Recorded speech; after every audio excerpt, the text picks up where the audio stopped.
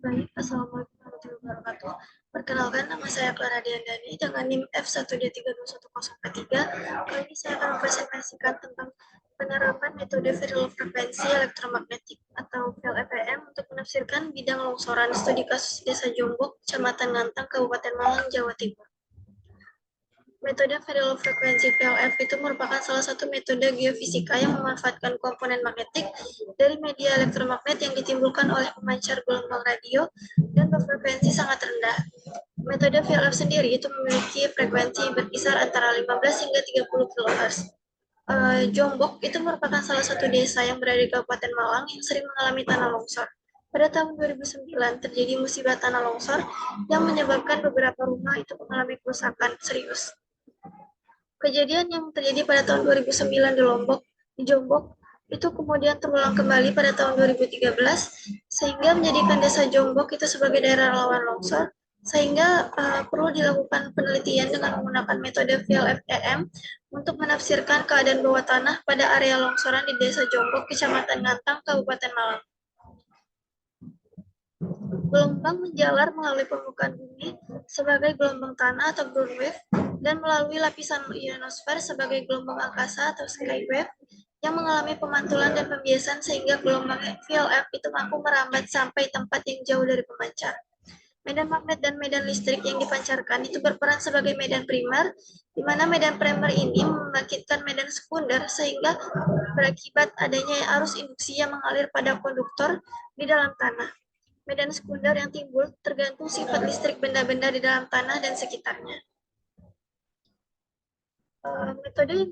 Metode penelitian yang digunakan pada kali ini yaitu VLFEM, yang dimana pada gambar itu kita dapat melihat bagaimana VLFEM itu bekerja, yaitu di mana medan elektromagnetik primer sebuah pemancar radio itu memiliki komponen medan listrik vertikal EP dan komponen medan magnetik horizontal atau HP yang tegak lurus terhadap arah perambatannya yaitu pada sumbu X. Kemudian medan elektromagnetik itu dipancarkan oleh antena pemancar yang akan diterima oleh stasiun penerima dalam 4 macam perambatan gelombang, yaitu gelombang langit, gelombang langsung, gelombang pantul, dan gelombang terperangkap.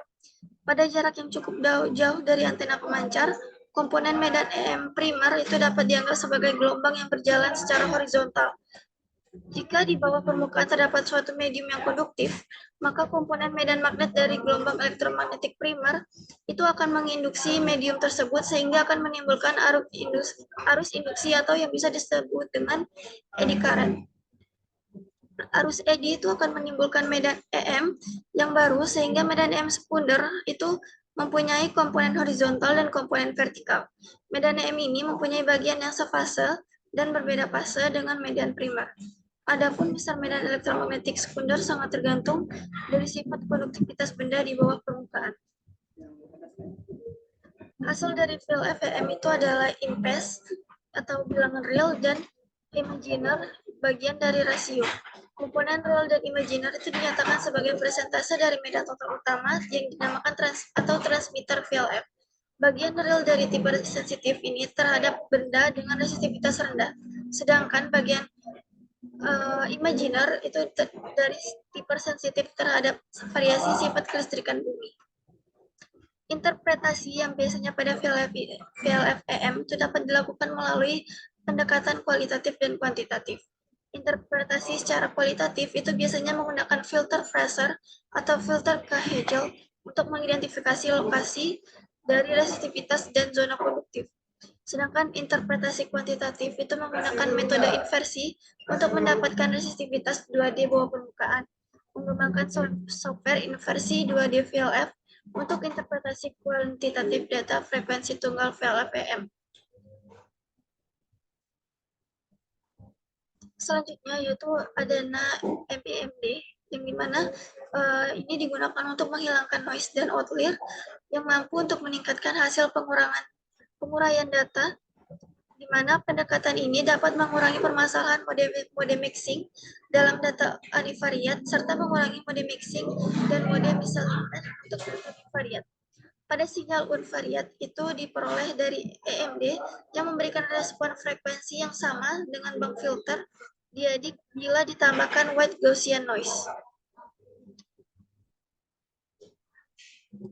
Baiklah, berikut hasil dan pembahasan pada jurnal kali ini, yang dimana kita bisa lihat pada dua gambar yang di atas.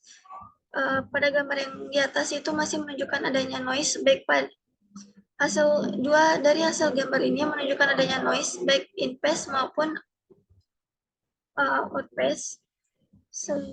Untuk mengaktifkan pengurangan sinyal itu diperlukan penghilangan noise, baik noise pada frekuensi tinggi maupun noise pada frekuensi rendah.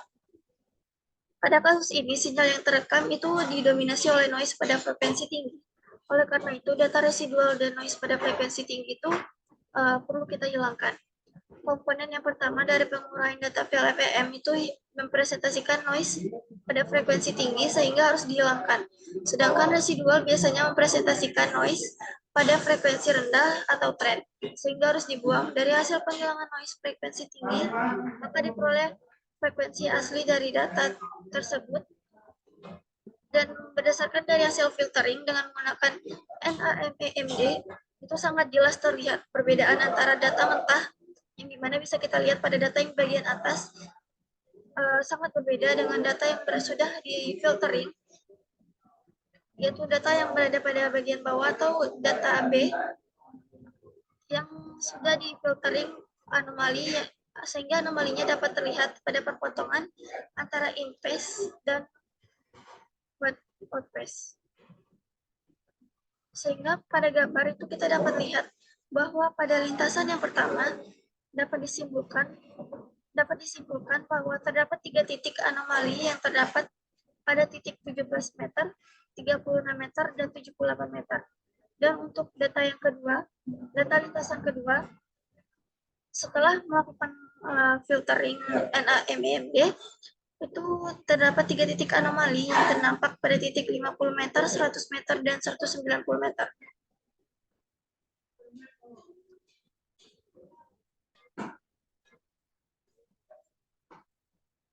Selanjutnya, hasil yang didapatkan dari filtering dengan menggunakan NAMEMD kemudian digunakan sebagai input program Kahjel untuk melokalisir anomali, sehingga kita dapat melihat penampang yang ada di sebelah kiri itu diketahui bahwa terdapat anomali benda konduktif dan resistivity pada zona-zona tertentu. Hasil pengolahan data menggunakan NAMEMD itu dan Kahjel dapat memperkirakan daerah mana saja yang termasuk ke dalam zona lemah secara kualitatif. Setelah mendapatkan hasil penampang yang ada di sebelah kiri, itu kita melakukan pengolahan data yang diperlukan analisa kuantitatif untuk memetakan daerah zona lemah dengan melakukan analisa inversi 2D dengan menggunakan program inversi 2D VLF. Model resistivitas hasil inversi dengan menggunakan program inversi 2D VLF itu dapat dilihat pada gambar sebelah kanan, yang dimana pada lintasan yang pertama itu terdapat beberapa zona dengan nilai resistivitas yang rendah, yaitu pada titik 5 hingga 18 meter.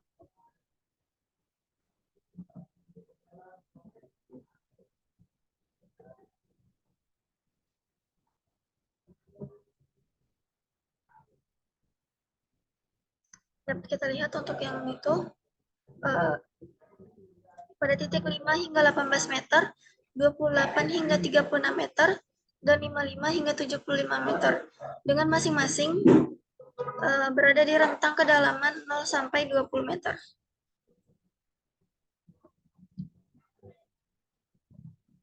Kemudian, pada lintasan zona kedua,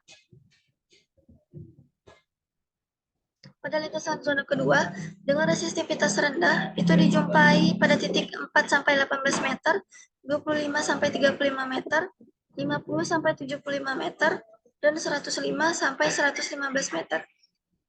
Nilai resistivitas rendah pada hasil inversi 2D untuk lintasan 1 dan 2 ini menunjukkan adanya lapisan zona lemah yang kemungkinan disebabkan oleh saturasi air yang tinggi.